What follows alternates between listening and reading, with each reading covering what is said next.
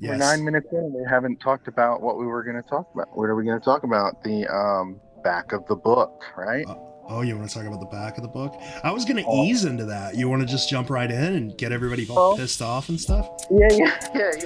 Well, the whole reason I thought that you basically asked me on is because I had done two different posts, well, a couple of weeks ago now, I think, or at Yeah, least it's a been a week while. ago, where two different posts that I made, and the first one went really well, and the second one still went okay. But the fact of the matter is that there was a ton of comments on both of them, and it really blew up, and there was a lot of talk about it.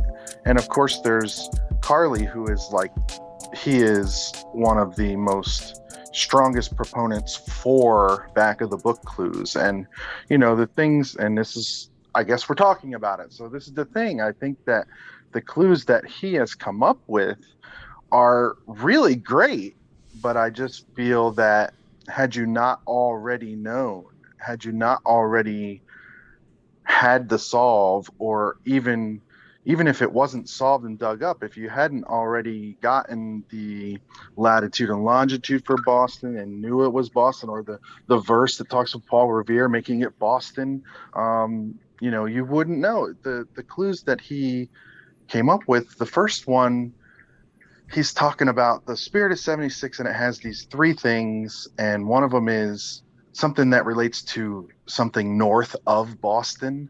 So you're not even in Boston, but somehow we're supposed to connect that it's North Boston, not north of Boston.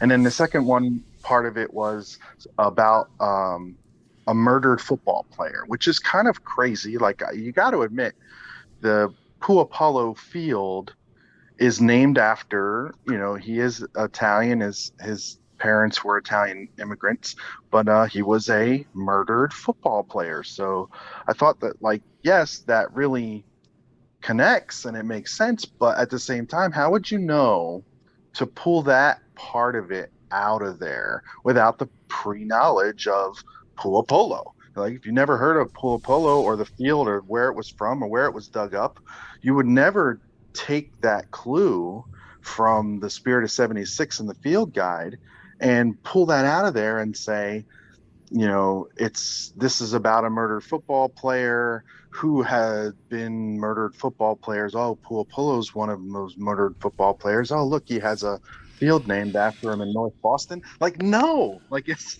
not. It's like a lottery situation of pulling that kind of information out of things. That all being said, I have to say, one of the comments on that post that I made, I can't remember who it was, but they really made a case for how they came to be in North Boston. They posted um, a pretty good thing. I don't know. I can't. I'd have to bring it up, but I thought it was pretty good. But But like it still hasn't. when you know the destination you're working towards, it's pretty easy to get there using just about anything. And it's hard to not, it's hard to forget or purposely forget Yeah. what the thing was, right? It's the hindsight. You already have that information in your head. You can't get rid of it. You know what I mean? And so you're sort of completely biased to finding something that matches that thing. Okay, well, I can find 100 things that match that thing. But if you didn't know that thing to match it to, how would you know one of those 100 things to pick?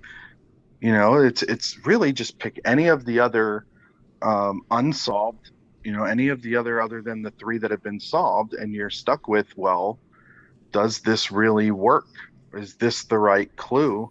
And you can't do it because you have to use the verse and the picture first. And then even those are suspect. Everybody will not agree on anything as far as that. And until you dig one up, anybody's clue is right or wrong, however you want to look at it. And it's Schrodinger's cask. It really is.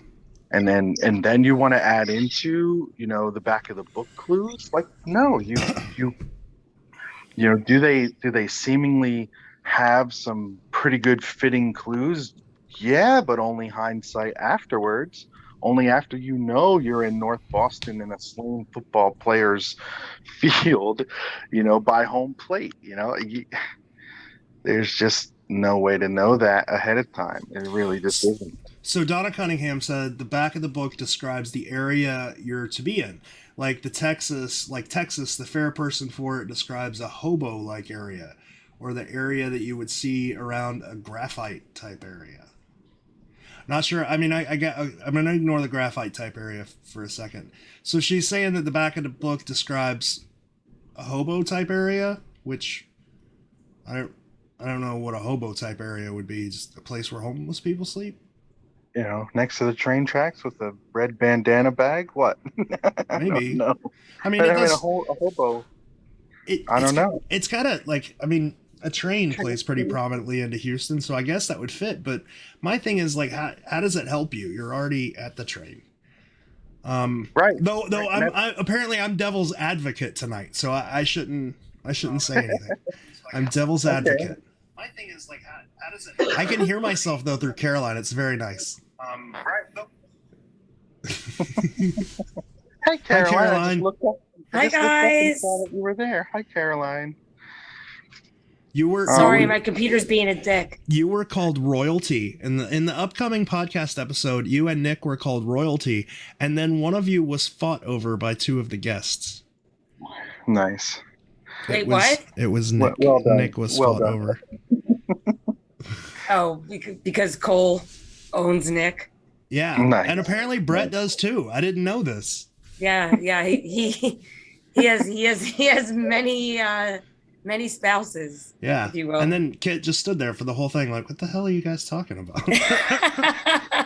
Okay, so I want to go back to the back of the book thing again and say sorry. that the first part of what we were just talking about is the whole hindsight thing, right? So you're going to be biased because you already know. But then my second post was specifically different, saying, can you find me clues that would help you? Just like you just said, how does it help you? If you're already at the train, how does the clue help you that you need to go to the train, right? If you already are standing from the verse and the image, you're already standing in the ball field at Pula Field, then what good does the Spirit of 76 thing do that tells you, the same thing? If the clues are that exacting and that matching to the clues that you've already gotten from the image and the verse, then what good did it do you? Is it just a reconfirmer? What's the point? And if they're so identical and so great, then the image and the verse is good enough. Here's something. Here's something that leads me towards biases with just about all of the back of the book stuff, right? When you're most of the people working on the back of the book, like absolutely none of them can agree on anything, right? There are different clues pointing to different things. Nobody can agree on a single thing. Like we can all agree fence post means fence post or whatever in the Chicago image, but in the back of the book, nobody can agree on anything. And everybody's ideas from the back of the book strengthens their ideas from the front of the book. No one ever says like, nobody ever says I had this idea that there was a cask buried in I don't know, in Houston, but the back of the book told me that this was actually in St. Louis. Or nobody ever says like I had this idea that it was buried in Tranquility Park, but the back of the book tells me it's actually, Herman Park. You know what I'm saying? Nobody ever changes their initial ideas. They just find things to strengthen their original ideas. And like that can't be anything other than bias, especially when you're talking about 12 total puzzles. And then that backs up the whole idea of Boston being biased to already, you have the theory that is indeed the actual theory because it's been dug up, but really the only thing that you're doing with these back of the book clues for Boston is backing that same theory up. So it's the same thing. So if you hadn't dug it up, you could still do the same thing with it. You would be finding things in the back that back up that theory that you believe is the right one. Yeah. Even though in all actuality, it is the right one because the cast is dug up. I understand that, but you see what I'm saying? It's Yeah. exactly the same scenario. Now, devil's advocate job, Mary Jo says, hell, nobody can agree what's on the images either, which is kind of true. Absolutely. But also not really true because most people agree on most of the shit that's in the images. It's when you get into like the details of it that people tend to disagree with. Like nobody's doubting. I've seen a lot of different ideas for the same things on the images. But what I would say is, I think I said this on my post in my thread. I said,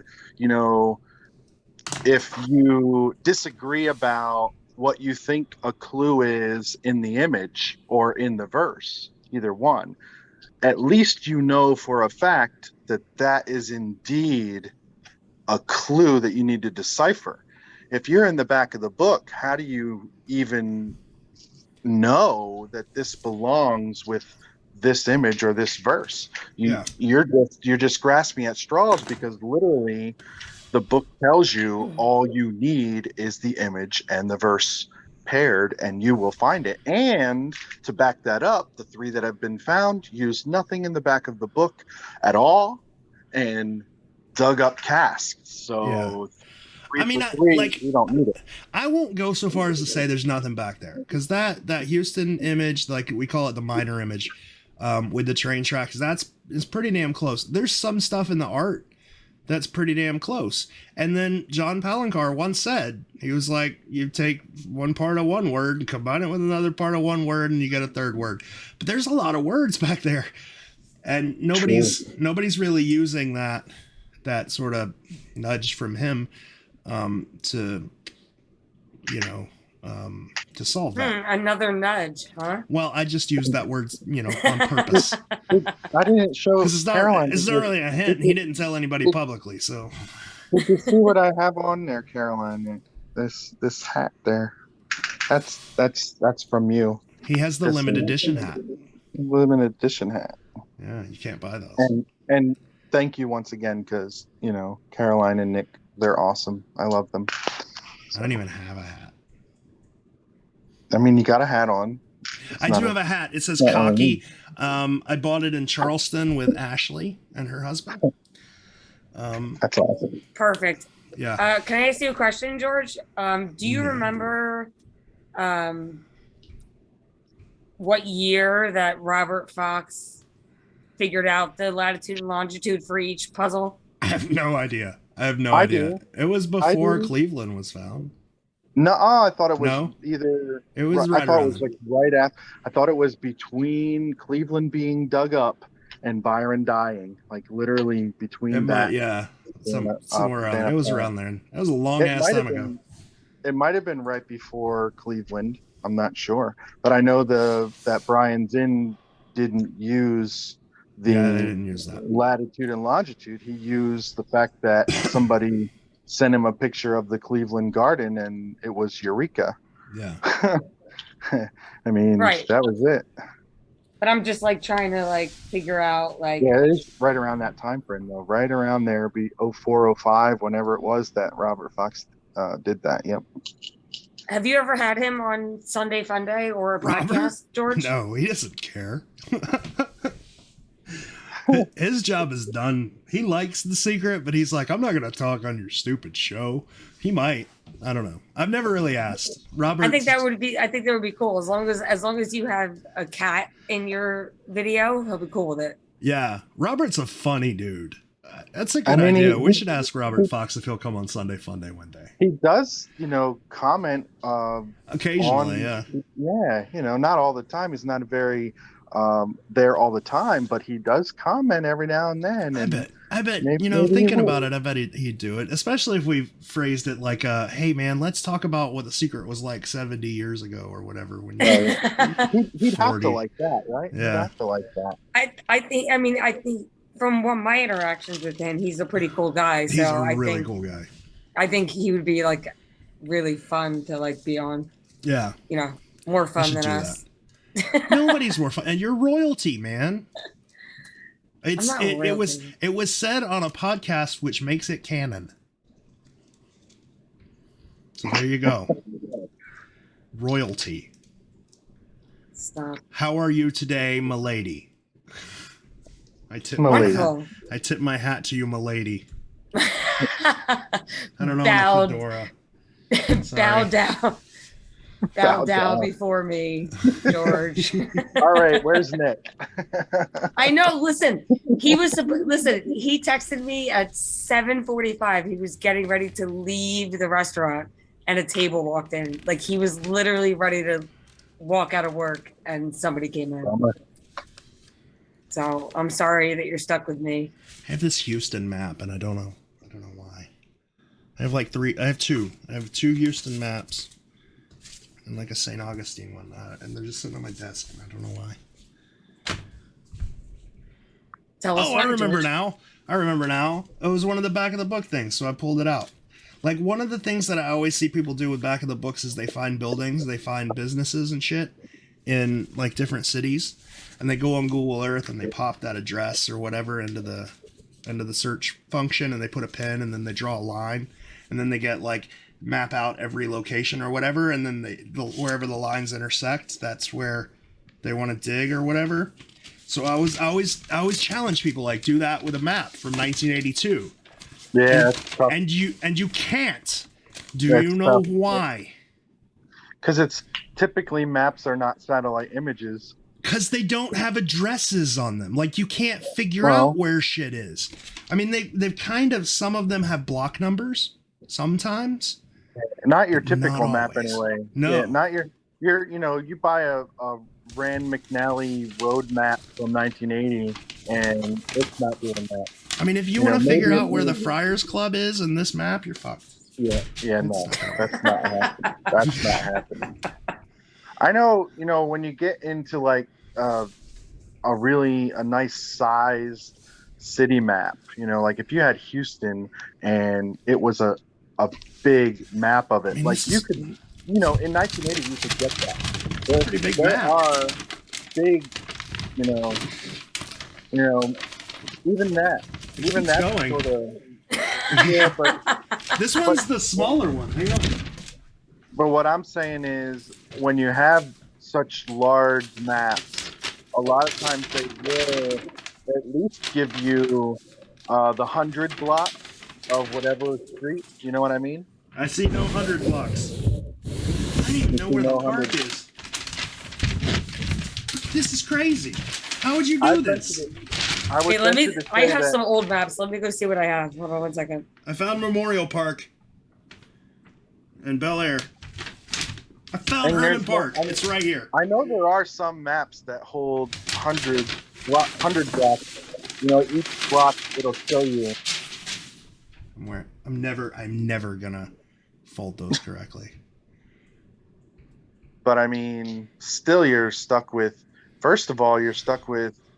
I don't know that you could come up with a satellite image map in 1980. You could come up with a map like you got. It's just a street map. It's lines and colors, green for park, pink for whatever. But you don't have an image of an overhead image of that thing. Hey, Carly. Carly's here to argue with you now. Carly's in the comments, so I don't have to play devil's advocate. Carly can. Can you see the comments?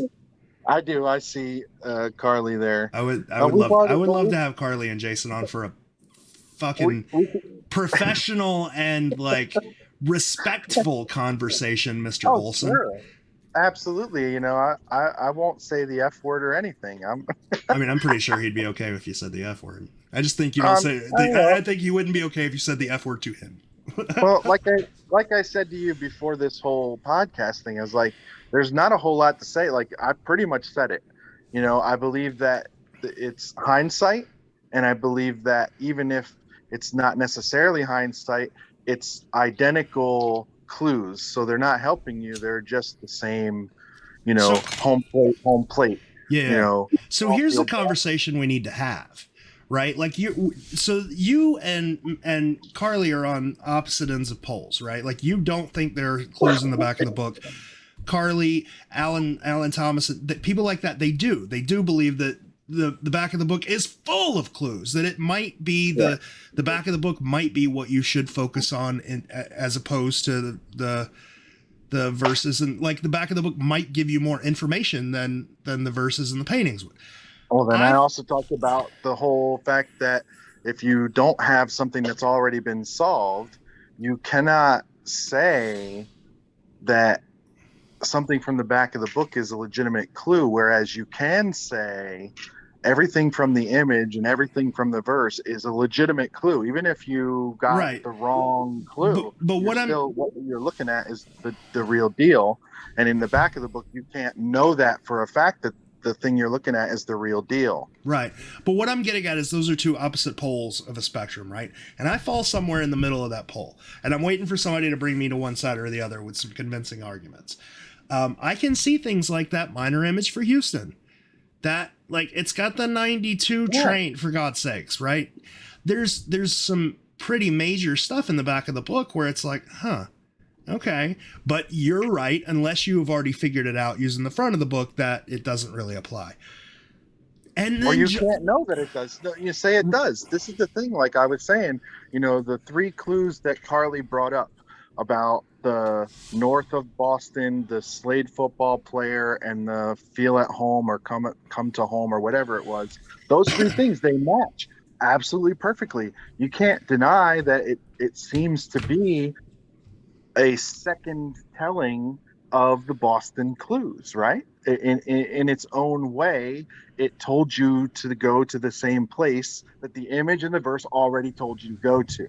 So it's a doublet, and it's pretty darn convincing. It's like, wow, if you do have this hindsight, if you do have this already solved, isn't it kind of crazy that these 3 clues match that well? They're right side by side. It's boom, boom, boom.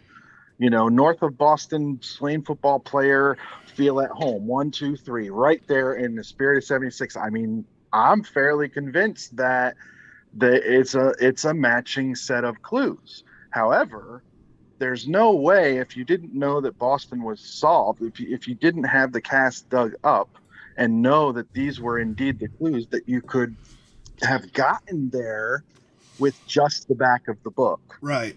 Where you could get there with just the image and the verse. Okay, so you're falling into the it's just there to help. Like, you don't need it, but because I hear that argument so damn much. Byron said that you didn't need the back of the book, but he didn't say it didn't contain any clues, when he very much did. He very much said there's nothing in the back of the book. He said to Brian Zinn, the quote is, "There is no connection." Literally, that is the quote. There is no connection. But at the same time, so here was my one clue that I felt I never heard anybody say it, and I said it, was for the Cleveland solve, that the Mira Chimera in the back of the book is Greek related and sees everything in reverse, or what, I can't remember. Yeah, it's how do I look from the back? Yeah, it was posted a while back. Yeah. Okay, so I didn't know that, but I know I found that, and I said, considering what they did, how they dug it up, and it wasn't there, and then Andy said, we came from this direction, what if we flipped it around, literally saying what the Mira Chimera said. So, here you have the same scenario. Do you use the back of the book to get you there, or is the back of the book just a doublet, a reconfirming of what you already learned from the verse and the image?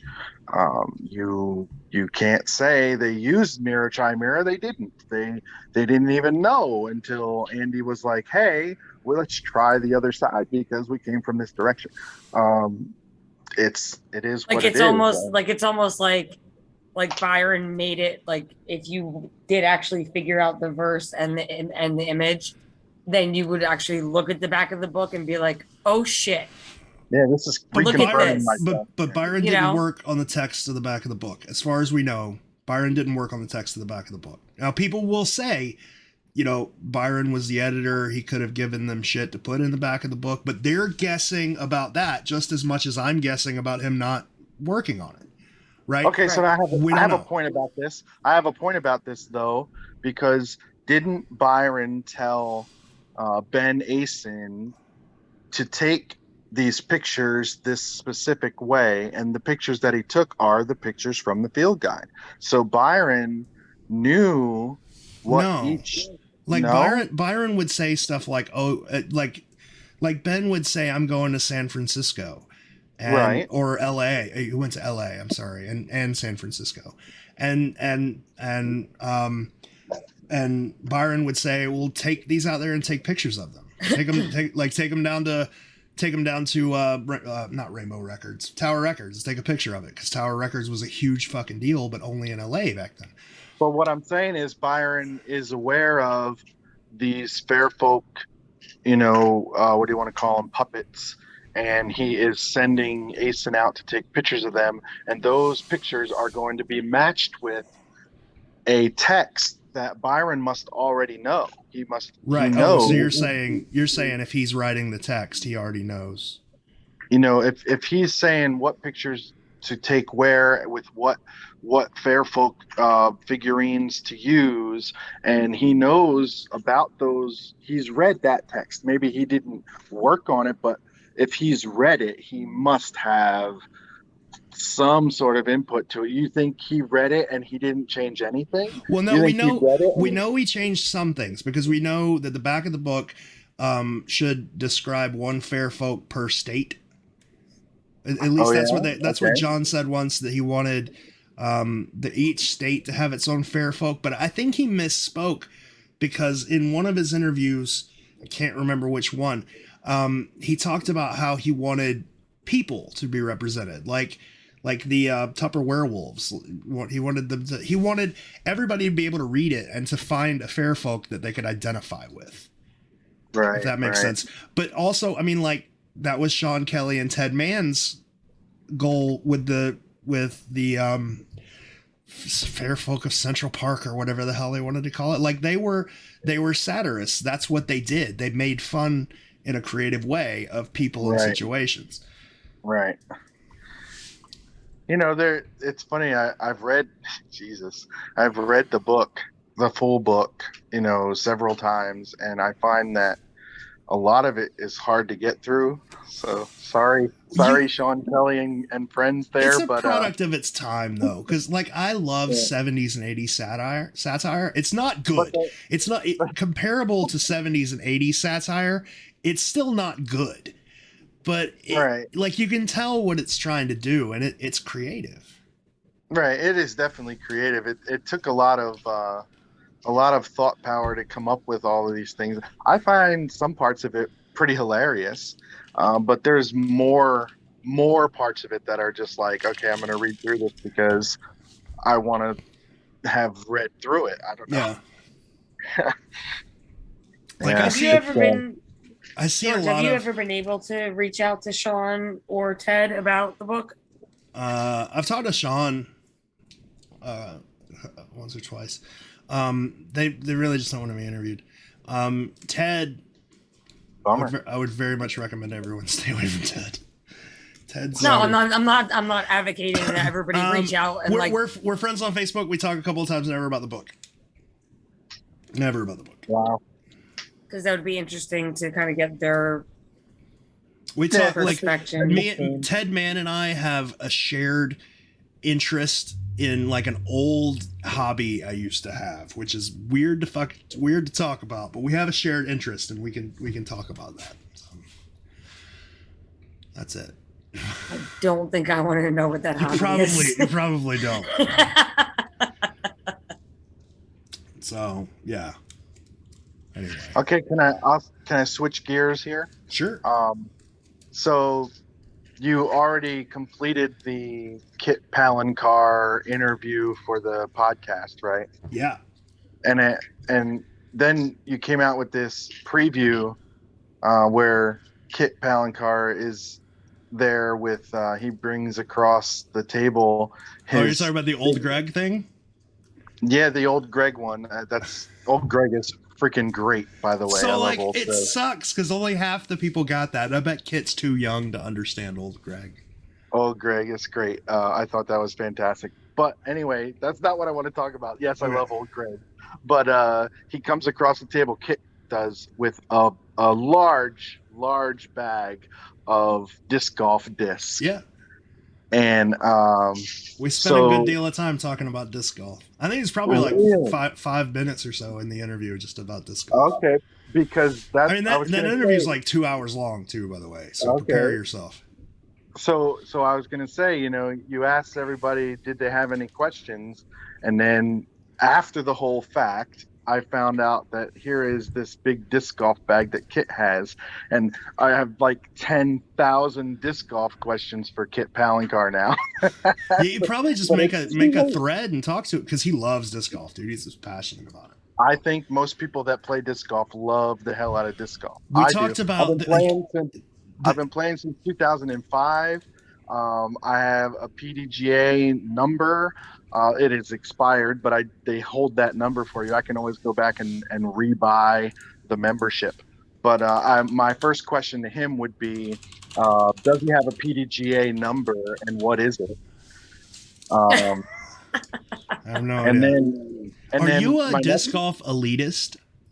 And then my next question would be, how often does he play disc golf? Because he has a large bag of disc.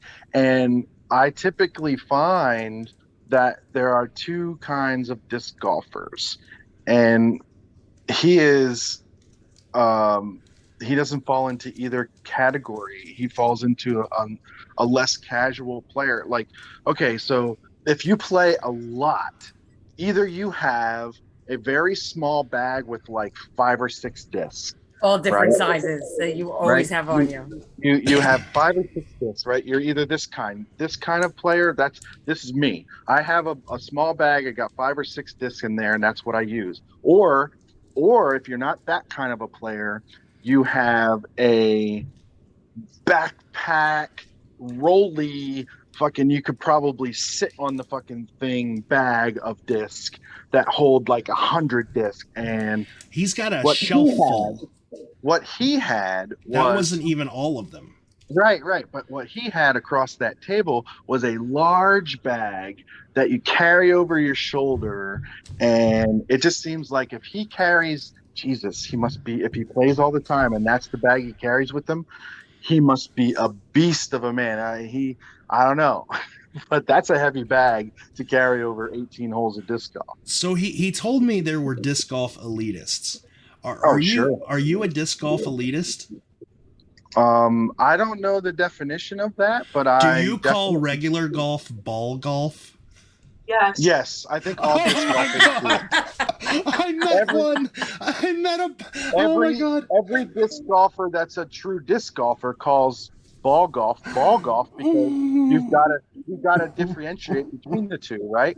If you say golf, then and your friends are also disc golfers, right? If you say golf, they might think that you're talking about disc golfing, so you got to say ball golf.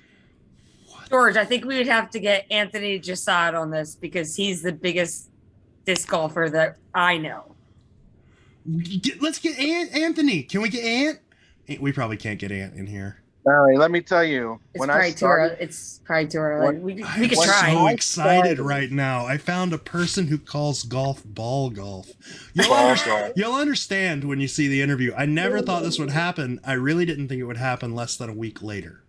Well, you never talked to me about disc golf before, so here we are. Ball golf. So what I was going to say is when I first started playing disc golf, I played probably 2 rounds a day, 2 18-hole rounds a day for about a year and a half straight. And I did not miss a day. I played in the rain. I played in the heat. I played in the cold. I didn't miss a day for probably a year and a half, and I probably played at least 1 round, if not 2 rounds, every single day. You guys are just stealing golf terms and then redefining golf. Like, you said you played 18 holes. There is no hole. There's no hole. It's a basket. It's hole one. It's like, I got a putter. You don't have a putter, you have a frisbee.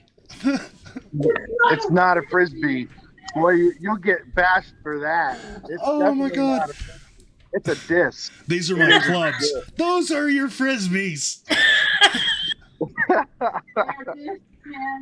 There are discs. There are driver discs. There are putter disc. You call them what you want, but that's their technical name. They're putter disc, driver disc, mid-range disc, fairway disc, and they all are used specifically for very specific reasons. Certain discs do certain things, just like you have a 9-iron and a fucking 5-iron and Yeah. all the different ones. Just so we're on the same page and we're talking about the same thing. All of these things that you're talking about are shaped like frisbees, right? No, frisbees are shaped like, here, I'll show you a frisbee. George, I'm laughing with you, just so you know. This is awesome. And I just want to make sure that all the disc golfers know that we're not laughing at them. Hey, you want to know something cool about that interview with Kit? Do you know do you know who the person in the image is? Who? You're gonna find out.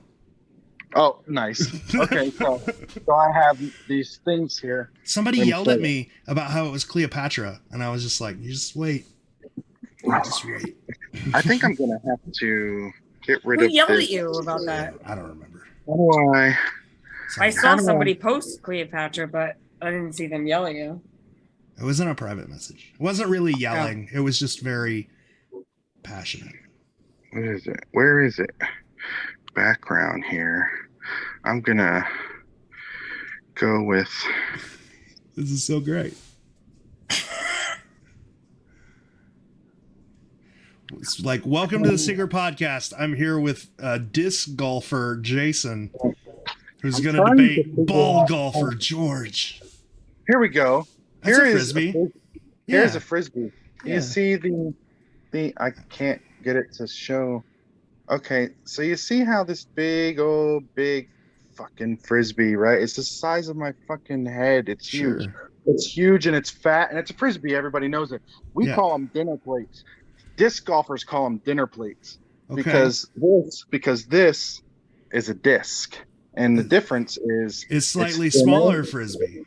Oh, it's not. It's a disc. It is. It has a very sharp edge. It has a sharp edge. It is much heavier, and it is not like a frisbee. It is like a disc. Like a disc. It's like a salad plate as opposed to a dinner plate. No, it's like a disc. I feel like I'm having that. I had an argument with Rob Robel once where he showed me a pistol, or like he showed me an AR-15, and he was like, technically this is a pistol, and I was like, what? No, it's a rifle. He's like, no, it's a pistol. Legally, this is a pistol. Like, I don't care. It's a rifle. Well, okay. So, I mean, I see your point, but at the same time, you have a much smaller, heavy. My point is this. If you've ever seen the Olympics, the track and field portion of the Olympics, they have a discus throw. It's not a frisbee throw. It's a discus throw. And the thing they are throwing is much like disc golf disc. It is thin. It has a sharp edge. It is metal, but the disc that I throw are plastic, but they have that same sharp edge. They drive through the air. You can throw them 500 feet. You take a fucking dinner plate and you show me 500 feet out of it. It's not going to happen. I want to go play disc golf with somebody now. Hell yeah. Let's go do it. It's one of the most addictive sports I've ever played. My wife says you don't want to because you will never stop then. I'll stop. It's money will be a hindrance. You'll have a big bag like Kit Palencar has before you know it. Oh, but you'll be off on it. Too. I would say I have probably, if I took all of my discs and Robin's discs, we probably have about 200 discs, probably. Let's all meet up in Ohio and play disc golf? Awesome round of disc golf. Can we go play ball golf after that? Oh, we need to meet up in Iroquois Park in Louisville for the disc golf course there. We should talk about the tribute. You guys do the tribute, right? I don't do anything with the tribute. I had like no good questions for this interview. I was talking to Robin about it earlier, and I was saying that I've posted freely on the tribute page the things that I've come up with, and beyond that, beyond those things that I've posted, I really am at I'm stuck. I'm at a standstill. But the two things that I've posted, these are the two things. The first one is um, that there are 12 items in the painting that are a tribute to the original 12 puzzles. Each of these 12 items relate to a city. For instance, in the tribute painting, there is a key under the stage, whatever you want to call it, the stage of the picture. There's a key, I'm gonna have to and go look at that. that's Milwaukee, right? See, the seat of the chair. Yeah. Oh, okay. Yeah, I just accidentally pulled it up where everybody could see, but yeah.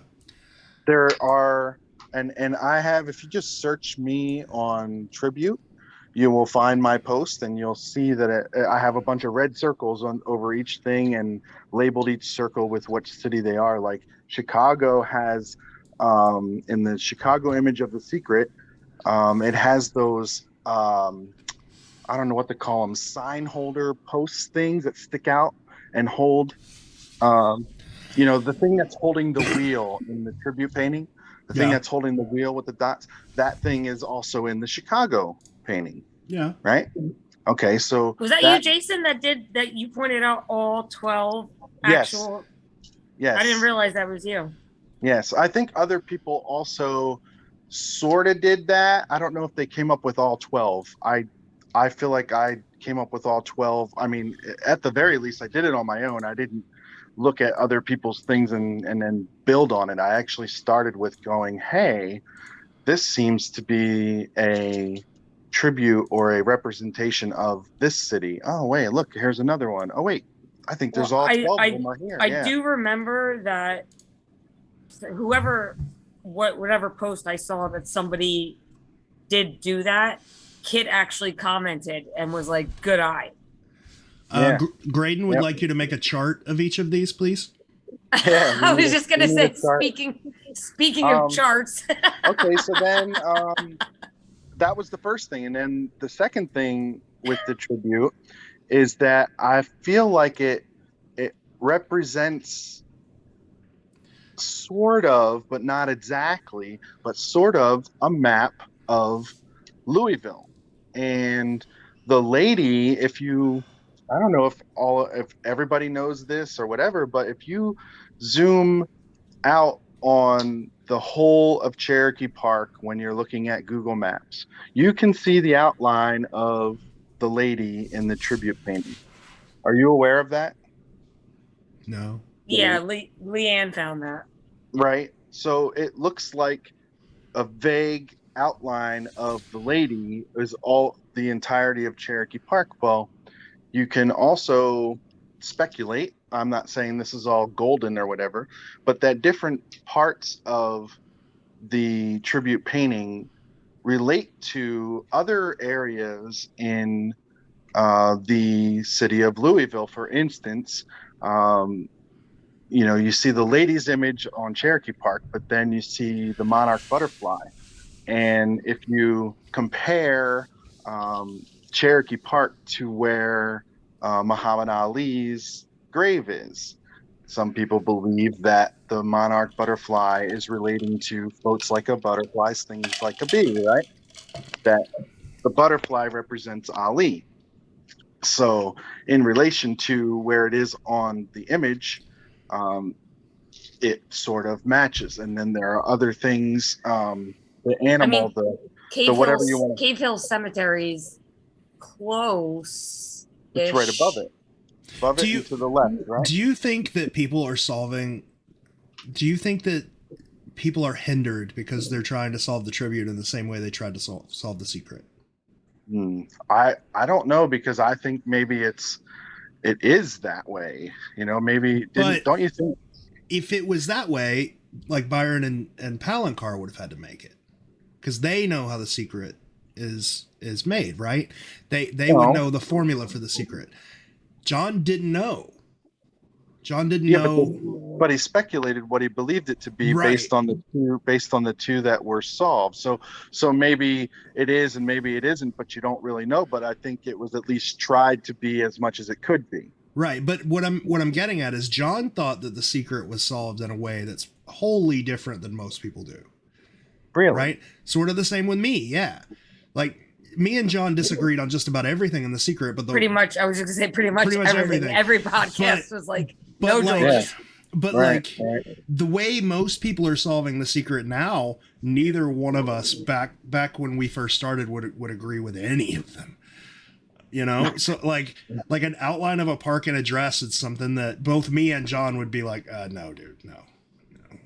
He had all these weird, like intricate things, like with fingers and pointing and like all kinds of weird stuff. So I'm wondering if one of the hindrances for people who are solving the secret is they're trying to solve it the way, or not the secret, the tribute is they're trying to solve the tribute the way they would solve the secret and not the way John would solve the secret. You know what I'm saying? That's a solid point. So what you would recommend is listening to all of the secret podcasts and gathering as much idea of, or just searching his name and looking for his posts, right? He was never shy about his opinion. He told you how he thought everything was solved.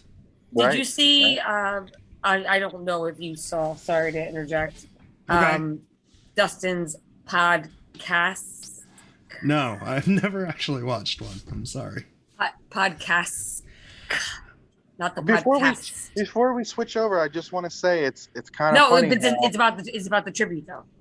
Okay, but we're still on what we were just saying. Just real quick, is that everybody always tries to figure out what Byron Price had for lunch, right? They want to know all about him so they can figure out how he thought, so that they can figure out the secret, right?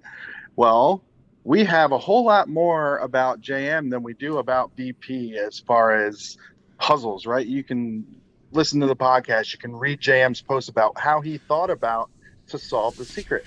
So I think all those people should do that. Like, take all of that information you have that is available for how JM thought about the secret and apply that to how to solve the tribute. If you can figure out from JM's point of view how he felt the secret should be solved, then you might be able to better figure out how the tribute is solved. Yeah, because there's a lot of weird, like, JM subscribed to a lot of people's theories about the secret that we no longer subscribe to anymore. You got to remember, like, this was JM's ideas years ago, right? It's not the stuff that he was talking about right before he passed. But like years ago when he was working on the tribute, he subscribed to a lot of ideas which he might have incorporated into the tribute, like Matt's icon to path theory, where you paint an icon in a city, you go down a line, you paint another icon, you turn, and that's where you go to dig, right? And people have always been like, why is High Gold there when it's not at the park? Well, that could be why. It could have been one of John's theories that he subscribed to back in the day. But I think people don't look at it through John's eyes as much as they should. I thought that about the tribute is that, if you look at Milwaukee, you look at, I know that's not a solved one, but you look at Cleveland, and they have that building. They have that building of the city, Chicago, the water tower, that have the building in the image. But the building in the image is not where the thing is. Yeah, it's not where the miles away. It's miles away. So you, in the tribute painting, you have the High Gold facade, and it is, in my mind, miles away from where, obviously you're not going to the High Gold facade and digging in the dirt in front of it. That's not where it is. It's in the middle of nowhere. Somebody's probably done that, to be honest. Right. It's kind of impossible. You might get shot and killed. You would hope that a person would realize that that's sort of what he did, right? That was the puzzle he made, was a tribute to the secret. So a building in the image is not necessarily where it's at. We know that from Cleveland. We know that from Chicago. The building you weren't digging at the water tower. You weren't digging at whatever that Cleveland building is. I can't think of right now, but you weren't digging at that place, you were digging at a whole different place. Right. And I think the high gold facade is that it's that building that's in the image. That's not where you're digging, but it is the city City confirmer. confirmer. Yeah. Jinx. All right. Caroline, what were you asking? I mean, I agree. I don't know what So please. No, Jason went like so off. I don't even remember. I just wanted to stick on that topic of how JM solves the secret and why, it applies to. It's interesting to think that people are always trying to figure out what BP was like when. Well, there's one thing that came out of this interview that I don't think Kit would mind me saying early, because it would help a lot of people, because everybody goes into the tribute assuming that Palancar helped a lot, right? Because John kind of insinuated that he would sit at a table with John Palancar and with Kit, and that they would discuss different ways of incorporating stuff or how it was done in the secret, because they wanted to do it correct. And Kit was like, "No, Dad was no help." He was like, he didn't help at all. So it's really like, I don't think John was ever trying to be misleading about that, because I don't think he saw where it would go in people's minds. But I think people always assumed that because John Palancar helped, that they would be looking for the same kind of stuff they'd be looking for in the secret. But with Kit saying, "No, my dad didn't help at all, it was me and John," it just gives more credence to the fact that you should ignore what you think about the secret and work on this the way John would work on it. The way John would work on it. And you have, like I said, you have a lot more about how JM thought about puzzles and created a puzzle than you do about how Byron Price thought about and created a puzzle. You have nothing pretty much from Byron, other than the 3 solved ones and how they're put together. You don't have any kind of information about. Whereas for JM, man, if I had a question, I could probably ask you, George, "Hey, what did JM think about this?" And you might know, because you were his friend a lot closer than any of us secret people. You knew him. How did he think about this particular thing about Houston? What was his take on that? And you would probably be able to tell me, or I'd be able to listen to the podcast or look up some old post that he made about it. Maybe Q for T, I don't know. But you know what I mean? There's a lot more information out there to try and figure out JM's mind than there is out there to find out, Byron Price's mind. Yeah. Well, my whole thing too was like when he did, like, I guess he did his last Christmas spectacular or whatever, where he had to dig up the cast because he figured it was water damaged and couldn't remember where he buried it. Jesus. Like, Yeah.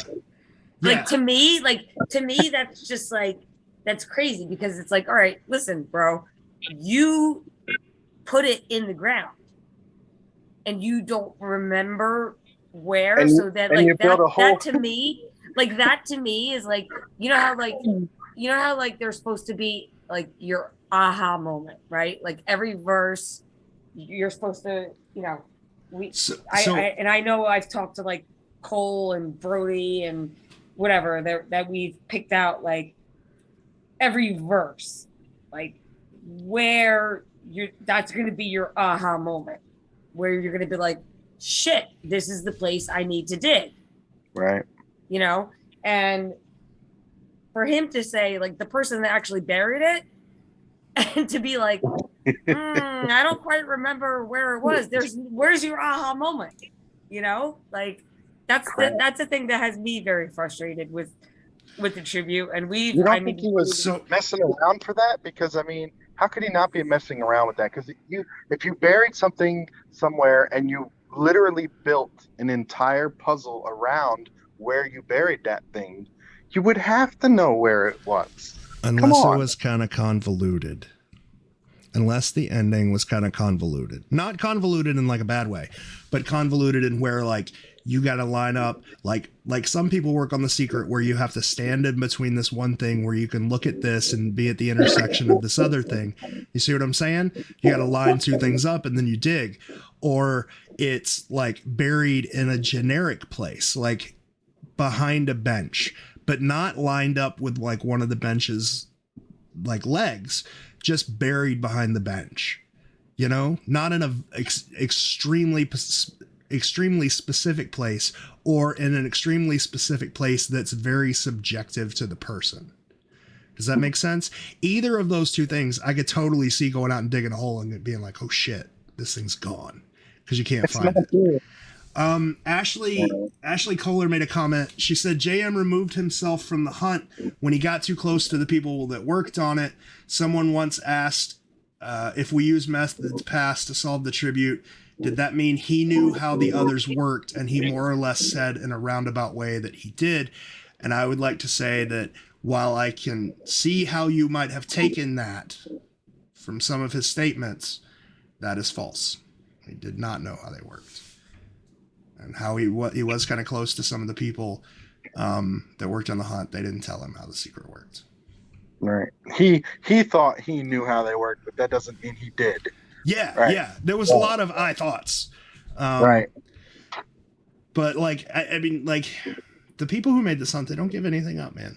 And people like John, they don't ask, right? They're respectful. Just don't ask. So yeah. It's always been weird to me, though, like you were saying before, that he would go back and dig it up and then can't find it. If I had eyebrows like you, George, I would raise them.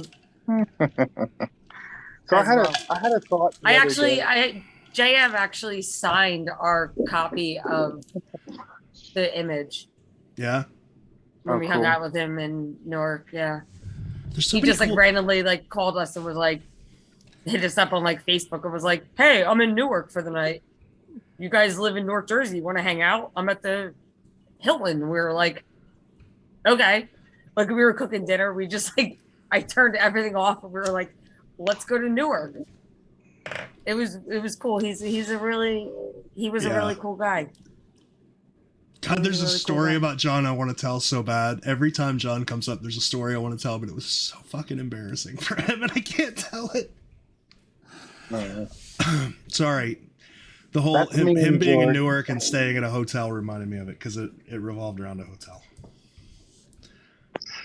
Anyway. I wish I could tell that story. I could tell you a funny story about the tribute. I will not mention Jason just any got cuter. names. Why? Aw. Can't make her. That's turkey. That's turkey. That's turkey. You see? We talk every day, and I never knew you were a disc golf Troy Tossi says, aficionado. if you can't tell it, can you mime it for us? No, that would be way worse.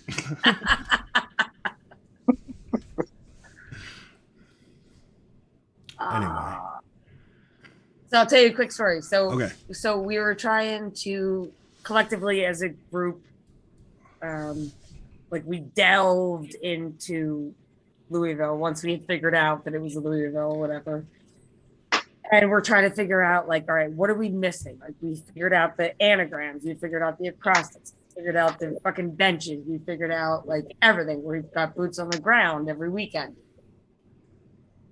So why don't you have the task in your hand? Yeah. I don't know.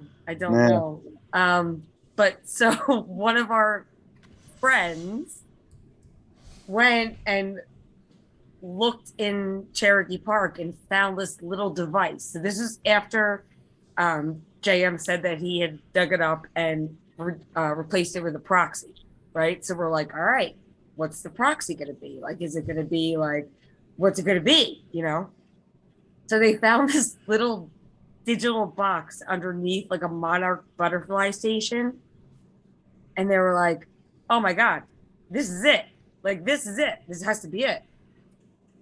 Took it home, totally took it apart, and realized that it was it was like a guest counter. Yeah. That like every time somebody would go to like that It would count them. part, it would count them. But we like legitimately thought that we fucking found it. And I found a key in a box when I went. Like legitimately found a key in a box when I went. Hang on, let me find it. I remember like, oh, where is that thing? Shit, don't tell me I did all of this and I don't have the key. He had to put his hat over the camera because he's not wearing any pants. I am wearing pants. They're pajamas. It's in my shadow box that I made, but it's like this little yellow plastic key that I found in a Tupperware box that was weighted down with rocks underneath a bridge in like the middle of a stream. And I found this thing and I was like, motherfucker, if this is what John, and I texted Kit and I sent him a picture and I was like, if this is your treasure, I'm going to be really pissed off. And he's like, that's not it, bro. I was like, well, thank God. I just stole somebody's key to something. I have no idea what it goes to, but it's coming home with me. But basically he stole like park property. So like, it was like, they can't do their surveys now, Caroline. No, he gave it back. He like dropped it off. Yeah, and was sure. Like, he was like gave a it note back. Yeah. And it So was like, Caroline. I'm so sorry. I So borrowed Caroline. My bad. I thought this was treasure. So Caroline, this. Yes, Jason. 100% you're in Cherokee Park? Yeah. Yeah? Wow. Yeah. Wow. That's me. I Yeah. mean, A lot you of know, people are. I mean, I get it. I don't know. there's just too many. And again, I don't want to make Sunday Fun Day about the tribute because No, it's fine. It's fine because it's gonna come out in 2 weeks. So it's the second month of the 40th anniversary, right? And we were gonna focus that more on the tribute anyway because it came out in February. So it's perfectly fine. Let's talk about it. I don't care. I've never gotten to talk about it before. This is fine. I got a lot of stories. I agree with you that there's so many things that point at that park. But like I was saying before, the second thing that I had come up with was that the outline of the lady was in the park, but then other things in the image indicated other parts of Louisville. So like, and in the proper direction from it. So the lady in the image, if you went up and to the left was the butterfly. we're gonna talk about that axe. What's that? And the axe. Well, the interesting thing I found about the axe and this whole thing that I'm talking about now is that if you look at that image of that lady in Cherokee Park, the roads mimic her outline. That where the axe falls in Cherokee Park is an archery range. And that could be something, a tomahawk or a gun would be something that you would fire at the range, right? There's a lot around Cherokee Park, and Cherokee Park is bigger than you actually think it is. Oh, yeah. I know. I definitely know. Because we walked it for like 3 days straight, and there's just too many visual matches in the image and the lore and the painting, the Christensen Patlin on the actual verse. Like there's just too much, in my opinion, to not have it there. Like I don't think George, I mean, like I said, I knew JM, like talked to him on the phone and like message and hung out with him, but was he like a prankster? Do you think that, like, in your opinion, again, I'm not saying that this is like, all around, but do you think that he would make that many things just to fuck with people, to be like the biggest red herring ever? No, I don't think. In your opinion? No, he wouldn't do that. Like, yeah, he was a prankster. Yeah, he liked to fuck with people, but I don't think he'd fuck with people in the hunt. Right. Like, you know what I mean? Like it's like, I think he wanted to do it the right way. I don't think he wanted to screw with people. I don't think he wanted to mess with people. I think he got him, like, if we're being totally honest, I think he got himself into a couple of situations where he had to figure a way out of those situations. But I don't think, like, this was special to him. I don't think he tried to do anything shady with it. And so if that's the case, it's got to be Cherokee Park, don't you think? I think it has to be Cherokee Park. I'll say, like, before the tribute, way before the tribute came out, he had giraffes for the verse, and they were completely different from what they are now. And I was one of the first people to get to see the giraffes, and I got 2 guesses. And my first guess was 3 hours away from Cherokee Park. My second guess was 35 minutes from Cherokee Park. Wow. So yeah, probably Cherokee Park. God, totally off topic, but what a fucking game again! Yeah, here we go Holy again. shit! Yeah, Football again. Sorry, yeah. I'm not watching. Wait, is it actual football or is it like ball football, or is it like? Is this American football, or is it football? Soccer. You mean you're not? Oh no, you're gonna get Simon on here. He's gonna get pissed. Yeah. Or Arthur. They're gonna be like, you Americans don't know what real football is. Yeah. Sorry. I don't know. Disc Troy Tossi says disc football. Disc football. That's funny. It's ball football. Ball football. Round ball football or oblong ball football? Pigskin football or black and white ball football. Go Bengals. I used to have this thing where, like, anytime the Super Bowl would come up, I would run a simulation game on Madden, like 94 or whatever, just to see who would win. And I remember one year the Oilers won, and it pissed everybody off because there were no Oilers anymore. It was funny. Right. I don't know why that just popped into my head, but it did. Funny. Sorry. You know, normally whoever Simon wins... says he doesn't really watch the footy. Oh. That's that's the most British thing I've read all day. The footy. Actually, it's not British at all. Like, that's... Everybody watches the footy. Anyway.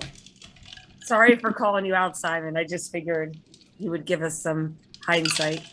Ashley wants to know if we want to talk about Roanoke and Jockey's Ridge. What the hell is Jockey's Ridge? What the hell's Jockey's Ridge? That's my question. First question, what's Jockey's Ridge? I'll go look. I'm going to go look at what Jockey's Ridge is. Roanoke.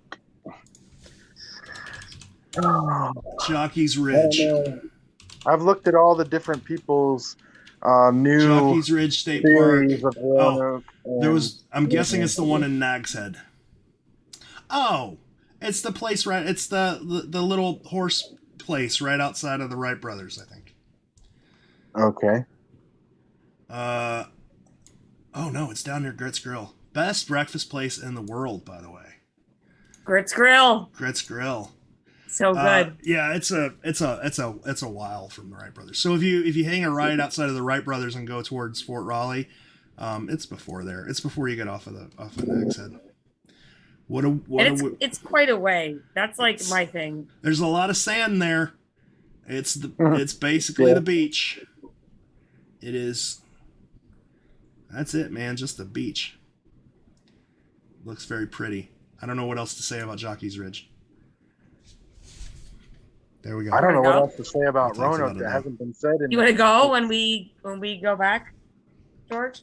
To Jockey's Ridge? Maybe. I don't know. Can you get there? Can you get like to the beach with the Jeep? Hopefully the Jeep. Yes, you can. Is your Jeep fixed? Not yet. I mean, I guess it's a Jeep. Really, anywhere you can get to it by Jeep. Even I if was we have so to mad drive over everything. I was so mad when we were down for Thanksgiving. I was like, "Oh man, that was so cool when we went on the beach, like four-wheeling and like George's Jeep. I want to do that again." Yeah, Jeep's dead. No, and we can't take. Chris Gallagher. I don't know how to pronounce his last name. I'm just going to quit pronouncing people's last names. But Chris said a lot of sand that changes drastically every year. And I think people who don't live on the coast don't realize that shit. Like, you can look at the outline of like a coast and some sand and it's different from year to year. Like sand is fluid, sand moves around, sand rises, sand sinks, sand does all kinds of shit. Yeah, if he buried it in sand, you're screwed. Especially like sand on a beach. If he buried it in static sand, like in a park away from the shore, but if he buried it anywhere where there's water involved, you're screwed. Yeah, 1980s beach sand does no longer exist. No, It's gone. Yeah, it's long 1980s bitch sand. That's going to be your new name, Jason. Just so you know. 1980s bitch sand.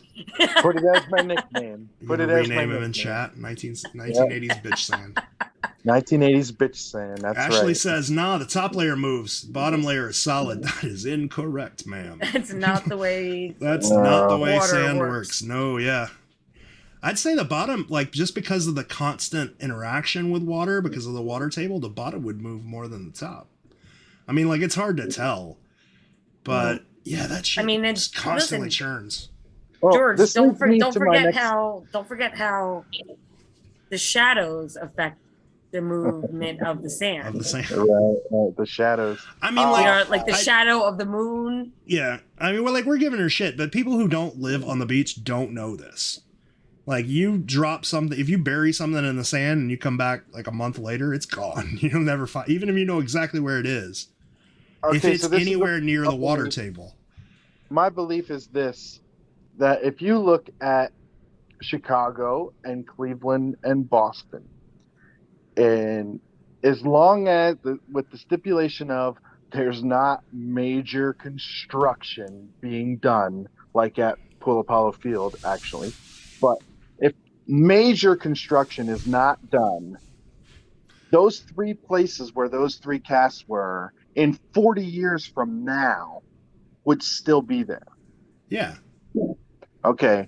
If that's the case for those three, I'm not saying it has to be the case for the rest of them, but my mind goes to Byron knew what the hell he was doing, right? He buried them where they wouldn't be disturbed. I do not believe for a second that he buried them in sand that would in any way, shape, or form. Right. Ashley made a comment that makes me think she thinks we called her an idiot. When I want to make it very clear we did not. Like she's perfectly fine. It's just like if you don't live on the beach, you don't know. If you don't watch sea turtle eggs constantly, like they're buried here, and then over time they move this way. Just like the as soon as the gate for the Elizabethan Gardens, as soon as it hit the sand, it went this way. Like that's just what happens with sand, and it's not just stuff in the top. Like the sea turtle eggs that are buried below, they go this way. Anything like if you've got a pylon buried in the sand, over time it moves towards the water. It's just what happens.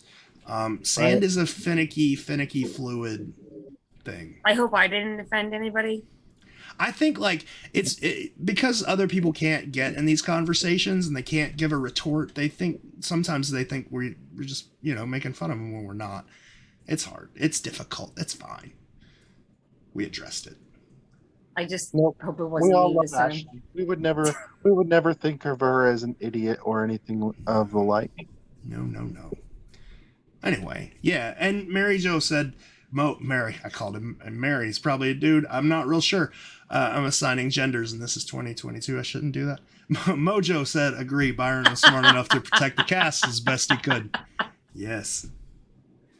Yeah. Bobby Carroll said, but he could have buried it on a beach where there are steps. He could have done a lot of things. He could have. He probably didn't. Made them out of strawberries, but he didn't. Probably didn't, but he could have. He could have. Because sand is fluid. I mean, if he did, we're screwed. Just screwed. Yeah, it's gone. It's gone. I just don't think, in my opinion, I just don't think he would have done that just for, even though he thought, I mean, speculatively, that they would have been found within a year or two. Speculatively. Right? Yeah. That's what they say. He even said some may never be found, so I guess he suspected they would be in the ground for a while, which would make you think he'd put them. where he Right. put the 3 that are found. But that's what I'm saying. Like he Right. would have never What's weird predicted is he the would three. have never predicted Sandy, Katrina, like Yeah. things like that, you know, and that's in my opinion where things The 3 where that the are cast found, could be the 3 that are found have been contained. Right? They're not in open anything. Like Boston was buried in a ball field, but it's a ball field surrounded by concrete. Like it's a contained ball field, right? Cleveland was in a container, like a literal container. Grant Park is contained. Like it's not just an open field of nothing. It's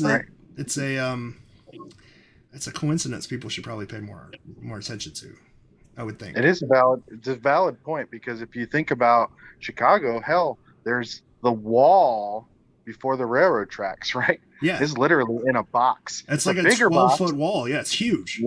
Yeah. It's a bigger box, but it's still a box. And in Cleveland was a smaller box, and in Boston was just another big box. The same thing. Yeah. Anyway, but I guess that's what she said.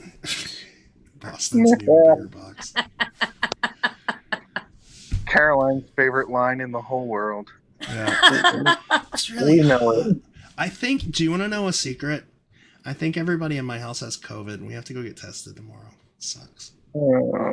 Yeah. Destiny's like Omicron B2. Is that what it is? Omicron B2. I have no idea. Destiny's in her bed, half dead. Rachel, she doesn't care. She's just like, I'm not sick, and then I feel like I'm gonna die. It sucks. I have to go get tested. I don't want to do that. Why? It's so easy. Yeah, stick a thing way up your damn nose. Somebody asked what baseball fields are made out of. Clay. There's no Clay. mica. There's no mica in it. I know, like, there's a common thing that there's mica in baseball fields, but there's not. There's not mica in lines. That's made out of chalk. It's just ground up chalk. Chet's daughter also has COVID, which sucks. All you really have to do is watch the Expedition Unknown with Boston and find out exactly what it's made out of, because you can see look at the pile of dirt that they're supposedly pulling the cast pieces out of, that they put back so that they could film it where they were pulling them out of it. But yeah, all of that dirt that they're standing in, that is the ball field and what it was made of. So yeah. It's just clay. Like a ball field is whatever's the ground is, and then it's got some sand on top of it, and then it's got probably a foot of clay on top of that, and that's it. There's no mica. I wish there were, but there's not. I have legitimately looked a lot to see if I can find mica in chalk or mica marking paint, and I can't.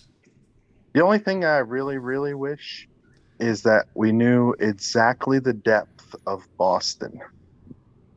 Well, it can't be more than however many feet it was on that thing, because there was a just below where the cask was, there was a line, there was a piece of PVC pipe that they were digging up.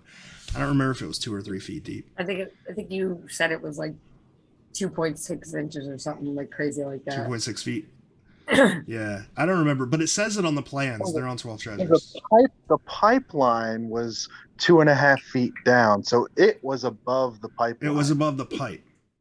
Right. I mean, it had to have been, because the pipe had been there forever. And that's what they were trying to dig up when they found the cask. Right. Like, if they had just hit the pipe, they would have removed the pipe, and that would have been it. Right. And no cast for us. Yeah. We'd be lost forever. I gotta get a fan. It's hot. Hang on a second.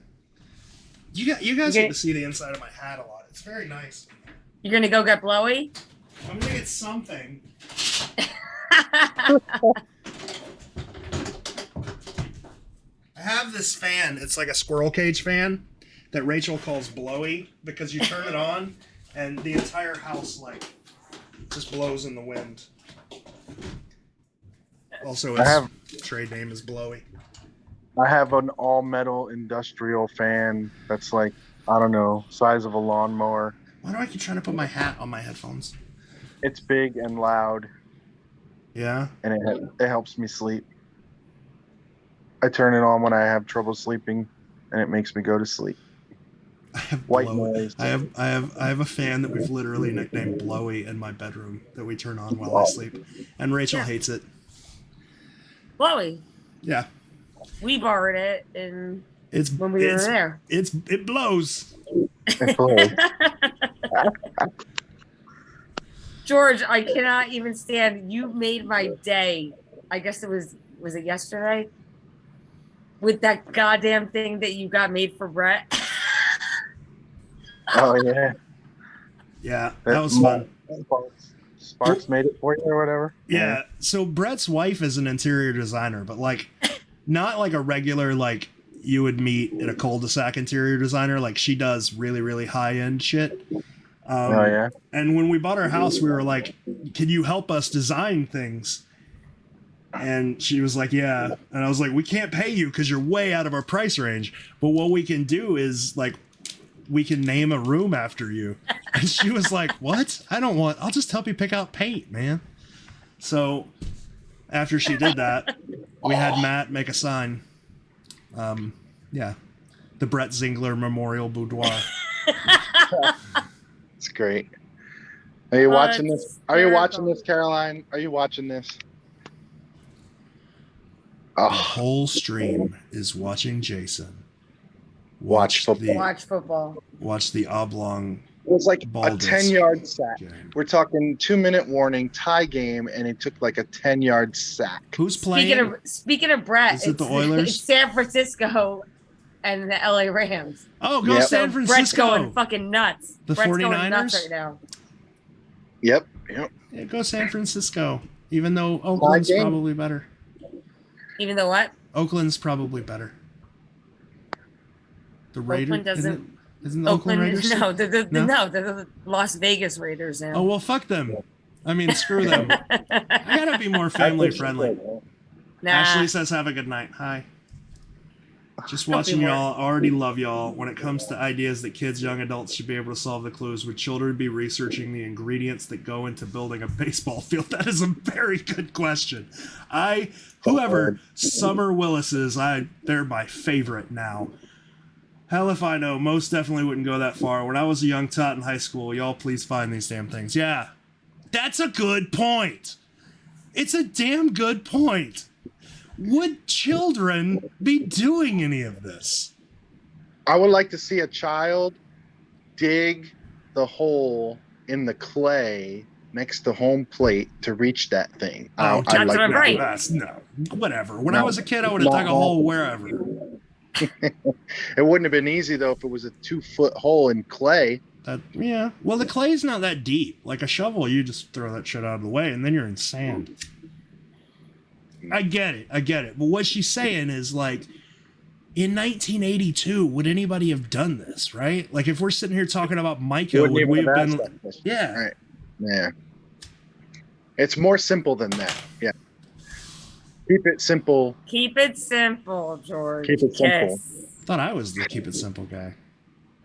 Always. I got way less simple Stop than I used to. overthinking it. Stop overthinking it, John. Keep it fucking simple. It's just Boston Pops, man. Don't think about it. It's just I know. I actually can't wait. Like, I mean, obviously, I would like one of my good friends or acquaintances or anybody in this community to find the next cast, but to have that happen and to have JJP be like, "Oh, got you guys. Yeah. This is what it means." You know, I don't know that. I don't moment- remember, but now I remember. That Got moment you. of BOSTON, I will never forget it. I'm so scared that one day somebody's gonna find the St. Augustine cask and John's gonna stand up and be like, Rain Tree, the restaurant. Did you not go to the restaurant and order the oysters? That's where the cask was. You just had to order the oysters. Smack self on head. Like Jesus Christ. I don't know. That's just I and that's kind of going almost full circle. Is the back of the book, like we were saying in the beginning, like, yeah, we're supposed to only use the verses and the images. Everything else is just extra. Aladar book says that I am the gift giver. Are you the gift giver, George? No, No. you're not. You're not. You're Mojo Johnny says, Windex. Now you're Johnny Windex, but you are not Yeah. the gift giver. Mojo says, "Oh, Mr. Palancar." Mojo says Mr. Palancar knows a lot more than he's saying, but understand he needs to protect his interests. Yeah, I'd agree with that 100%. I bet you John could not walk you to a single place, point down, and say there's a cask. But I bet you John could take you to a park and be like, it's somewhere around here. Somewhere around here. Every single one of them. I agree. I agree with that. And I bet he could get you like within a foot. This is the thing that when I saw it the first time I saw it was when JJP, I believe it was Expedition Unknown, he said he wouldn't tell anything about it because he is honoring his friend, and that would be Byron. Yeah. And when he said that, if you don't believe that, then I don't know what to tell you. You felt it in his voice, you know. Exactly. And so I would tattle on both of you at any time. So just fuck you guys, you know. Like I believe that with my whole heart. I believe that John could get you really, really, really damn close, but he never will. Like he'll go to his grave and he won't tell anybody. Right. There's the thought. You know, I guess if he didn't ever intend to tell anybody, then him taking it to his grave would be no different than Byron dying ahead of time. You know, like why would JJP tell somebody that he wouldn't want them to tell someone? You know, I don't. It's just silly. I mean, we've talked about it before, right? Like, do you think that if Byron didn't die in 2005, that he would have given hints and wanted people to find them, or say like, listen guys, this is where like I said, Katrina or Ida or whatever, and he knew where he buried it and knew that it was gone because of a natural disaster or something like that, then he'd be like, I have a two-part answer. I'm taking it out of play. I have a two-part answer for that question. All the way up until Expedition Unknown and its craziness that it has brought. All the way up till then, probably not. Like, it was the last thing on his mind. Even after Cleveland was found, it was like, I don't think he cared if they were gone from where he buried them. It didn't seem like he gave a damn, right? But I feel like he died like 6 months after Cleveland was found. Right. So. Well, what I'm getting at is, if he was still alive right now, that means that he would have lived through all of Expedition Unknown and the craziness that it has brought 11,000 people to this page. And I think that he would be more forthcoming with things. Because he would, well, I mean, the rights of the book and the rights of the paintings, it would all be different. Right, he would still own them all, so he would be able to do what he wanted. Yep, and with all the craziness that has come out now, I think he would be more. I just feel like he would be more forthcoming in either helping or at least confirming that this thing over here is not the case. Right? You are a no. You are a no. You know what I mean? Like, I think he'd probably be willing to do that. I don't know. What do you think, George? I bet as soon as Expedition came out, he would have been bum rushed with 10,000 emails from random people being like, is it in Paducah, Kentucky? And he would have been like, I wash my hands of this. Yeah, but I don't think he would have done it quicker than Palancar did. But you don't quicker think than anybody. Wow. In 18 years, he would have been like. He gave hints to people. Like, he talked to people. I don't know why we're acting like he didn't. He talked to Mark. He told Mark there was one in the children's zoo. All right, well, let's go to St. Louis. People ignore that, though. Yeah, I don't get the St. Louis thing. I still want to know the context of that email, and I don't. Right. And I don't think anybody will. So I just kind of ignore it, and nobody... So you think he would have just, like, washed his hands of it and been like, oh, this is some bullshit thing that I did in 1982? No, I think he would have been like, I'm not going to humor 10,000 people in their random guesses. No, not like today, but in the past 20 years. Like before you guys made this Facebook, before Expedition Unknown. Do I think he would have talked to people? He did. He did talk to people. Yeah. That's what I'm saying. It's kind of like for and George, I'm just gonna bring this up real quick. Okay. Well, first, okay. So you know how everybody's making puzzles these days, right?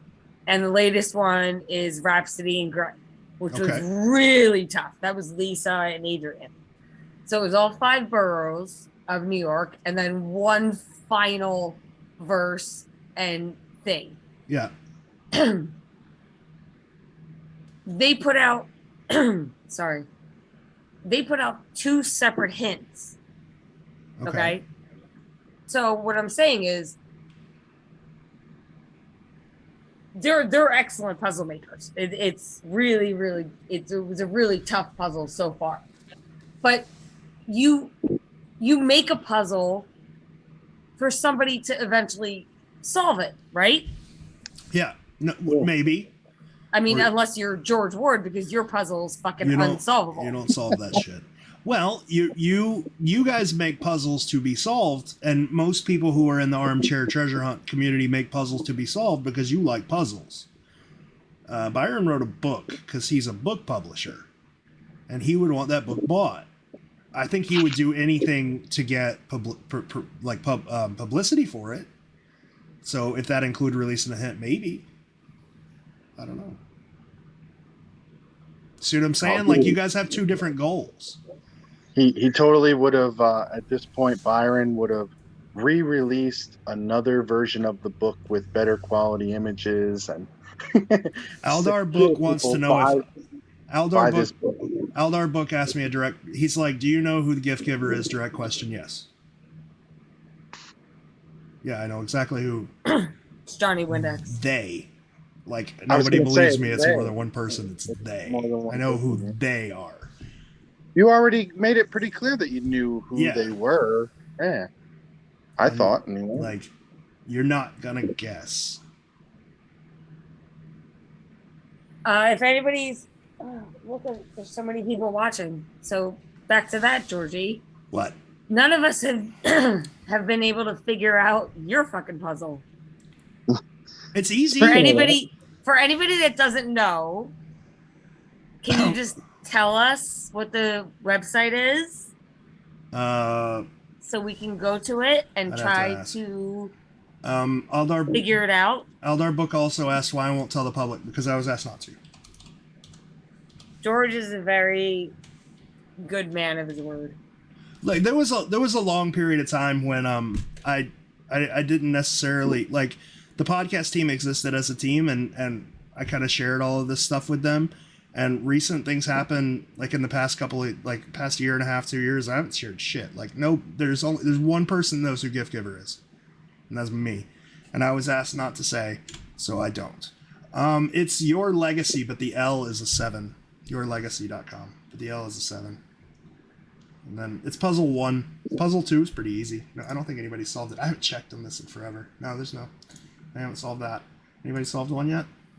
Somebody got really close. So check that out, guys. Or don't. It's hard.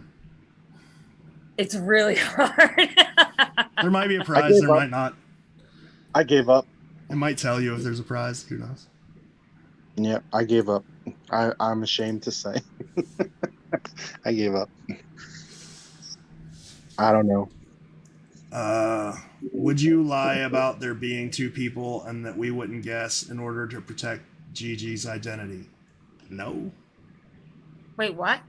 Why? Somebody's asking if I would lie about there being 2 people just to protect their identity. I could just say it's just one person and you're not going to guess who it is. And, like, you'll never find out because I'm not going to say.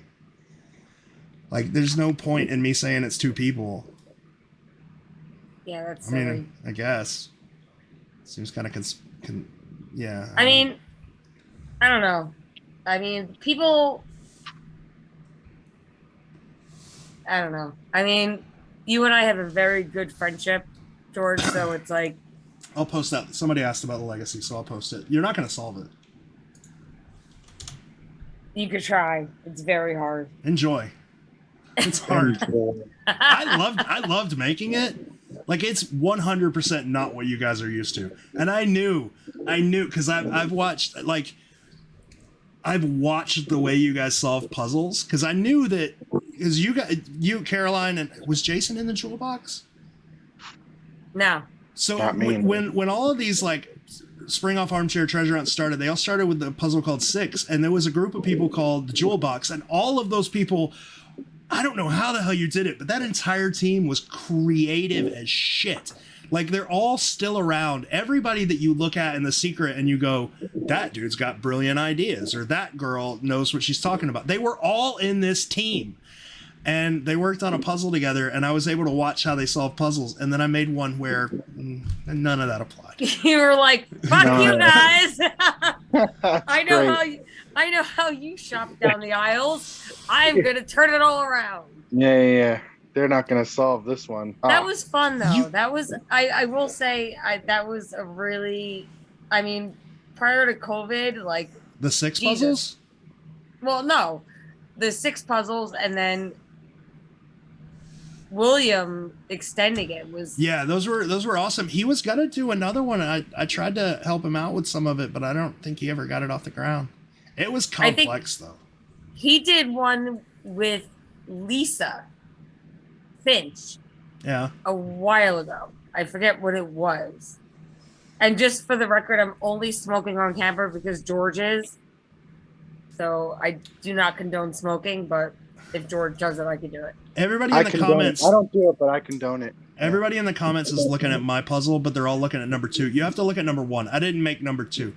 This was a series of puzzles that were made by different people, and the point was for nobody to really tell you who made which one, but people figured out pretty quickly that I made number 1. If you're going to make number 2, you should go to the bathroom for that. Yeah, well, you know, my chair is Well, nice. George has to finish getting the pipes done so that your Yeah. bathroom could be complete. Because if you want us to come down, I need another bathroom. Nick can poop and Rachel can bust in. It's fine. There's a toilet. There's just no shower. Everything else works. I'm just not a contractor. I don't know what I'm doing. The Yeah, but you 49ers guys- lost, by the way. 49ers fine. have lost. That's fine. I mean, since That's Oakland fine. moved Tell them to that. since Tell them. Oakland moved to Las Vegas, I don't care anymore. And like, I think, like, I'm not a football guy. I have no idea. Like, I didn't even know they moved. The only reason that I like the Raiders is because of what's that dude? Is it Marshawn Lynch? That one interview where he was like, I'm only here so I don't get fined. That's the only reason I care. On Real that quick, wonderful note, guys, Georgie, I before think I'm you- going to, I was just hang gonna up say on this. before Okay. you leave, Yes. I have a special visitor. Is it the three-legged cat? It's her the other most half? handsome.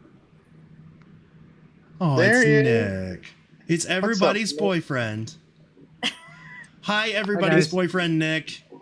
We can all rest and have sweet dreams now that we've seen Nick's face. I've got to So- go now. Yeah. Of course, Nick shows up, everybody leaves, right? What did I bark? Oh, Say I was something, just Nick. about Let's to- talk about something that Nick wants to talk about for like 2 minutes. Nick, you got 2 minutes. Give us a topic. Let's San hear it. Francisco 49ers just shit the bed.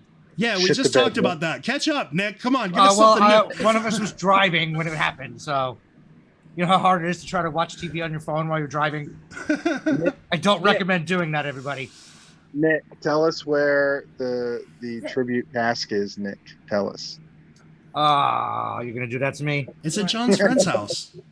It's John's friend's house. It's on his mantle. I mean, I guess they moved it from his mantle. It's actually in my backpack, which is the world's smallest backpack if you've never seen it before. I told him it's in charity. I'm gonna give you 3 That joke fell places. flat. Behringer Spring area, Hogan Pavilion area, Mm. and I want to always rule out Christensen Fountain, but that might be still one of my top 3. I still think it's by those benches. I don't know what the hell the name of the area is called. Well, which benches? The Edwin and Olivia or the Martian Hill? Martian Hill. I still That think would you. be That's in the Hogan Pavilion area. I really think that because of the way John couldn't find it, that you've got to line something there up. Like I don't. But I don't also think, believe that has a lot to do with the Behringer Spring area because the Edwin and Olivia benches are there. Yeah. There's the Murrock fountains there. There's the Boone statue right in an eye shot. I mean, I think there's a lot of places you can visually line up things in Cherokee. Those two would probably be the top three that require some type of, I don't want to say triangulation, but something along those lines. Well, no matter where you think it is, it's down below that.